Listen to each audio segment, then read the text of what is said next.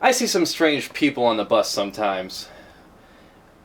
A couple weeks ago, I'm on the bus, and there's two chairs on the left side, on the right side, facing each other. And this woman had her daughter with her, and this older lady on the other side, she's about 70 years old, had this baggage with her. She was just going on and on about how this little girl looked like Shirley Temple. And you look at the younger girl, and she's just uncomfortable about the whole conversation, right? She's just trying her best to be nice, like, yeah. And the other lady's just like, wow, she's just like Shirley Temple. Do you know who Shirley Temple is? Do you know who Shirley Temple is? No, I don't. Oh, well, she's this famous actress, and she starred in all these movies like this one and this one that you never heard of in your entire life. And she wouldn't stop. Like, she was showing all the signs that she did not want anything to do with this conversation. But the woman went on, and she looked at this little girl and went, oh wow, look at that look. She gave just such a flirty look, just like Shirley Temple. Just like Shirley Temple did. It's like, wow, lady. But you know, this lady can't be rude. She has to be nice and say, yeah, yes. You know, you can't tell that lady to shut the fuck up. I'm just riding the bus to get where I want. I don't want to be bothered by people I'm never going to see again, especially people like you. Like, oh, this old lady said my daughter looks like Shirley Temple. I guess I'm just going to throw her into her acting classes now against her will, and I'm going to make her the next Shirley Temple, because you know what? This old lady who couldn't afford a real car, who was riding a bus with people like me, she knew exactly what was going on. So I'm going to take her advice and put her right up there. Now, another situation on the bus, this guy steps in. Of course, he has his pants down, up almost down to his knees. And he's standing behind the bus driver, and he's like, so what's up, man? Bus driver just sitting there because he's got his back towards the guy, obviously didn't hear him, or wasn't paying attention because he didn't know he was talking to him.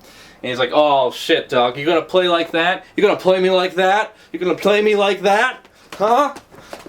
And the bus driver just looks up at the mirror. He's like, you talking to me? He's like, yeah, I'm talking to you. You know I'm talking to you. Like, yeah, the bus driver just blatantly ignores this stranger saying hi to him.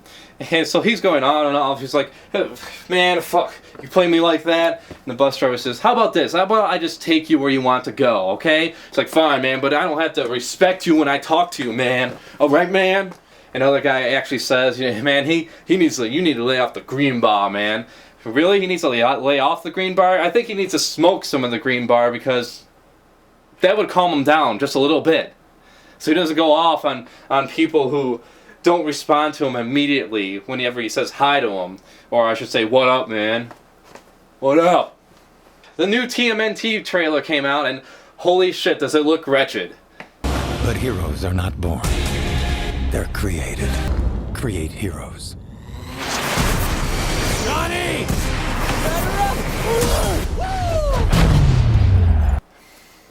Shredder's white. I don't know why he's white, but they made him white.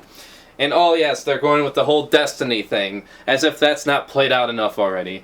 Because now the Teenage Mutant Ninja Turtles, they don't fight crime because that's what their master Splinter taught them. They fight crime because that's just what they're supposed to do. Shredder's the villain because that's just who he is. I bet you any money that Splinter's going to be April O'Neil's father or some shit like that. This other movie, Unthinkable, now that looks interesting. I have placed 3 bombs in 3 American cities. And all 3 are nuclear bombs.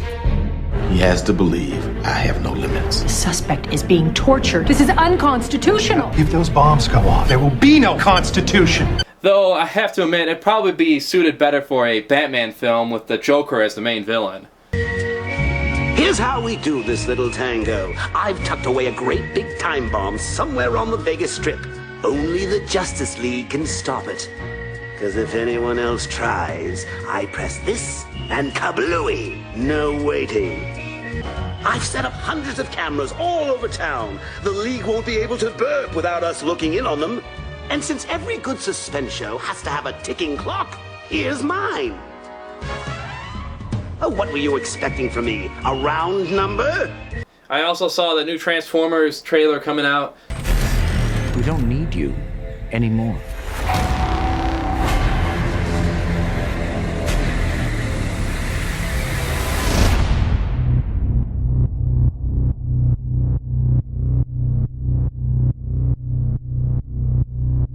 You know, ever since the first one I gave up all hope, so here's how you make a good Transformers movie. Read this and make a movie out of it. End of story. Glad I fixed that one as well.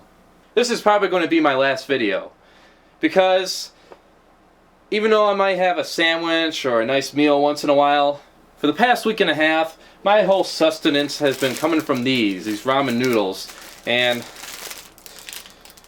sodium levels, 830 milligrams. Mwah. Tastes like a sodium-induced coma.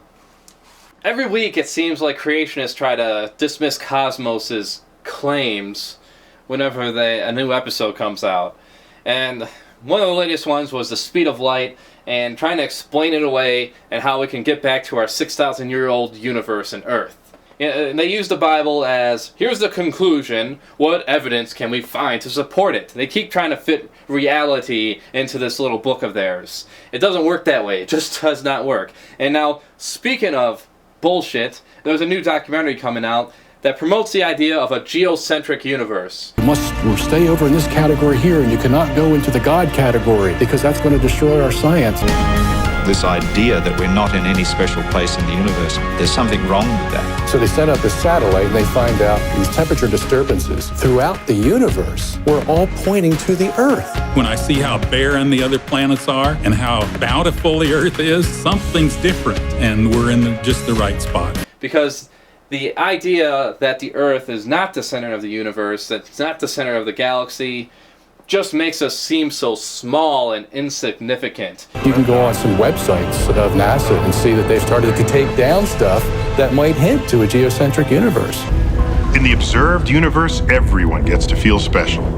No matter which galaxy you happen to live in, when you look out to the universe, you'll find yourself at the center of the cosmic horizon. But this is just an illusion.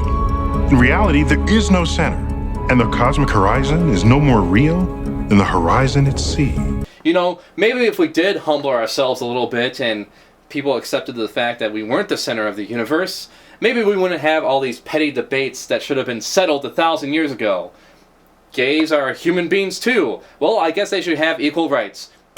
That's the end of that debate. How about abortion? Well, it's her body, so she gets to decide what to do to it, and the baby doesn't feel shit or know shit. So there goes that debate. I'm glad I was able to solve these long debated issues in just a matter of 30 seconds. Now, can we move on and get to Mars now?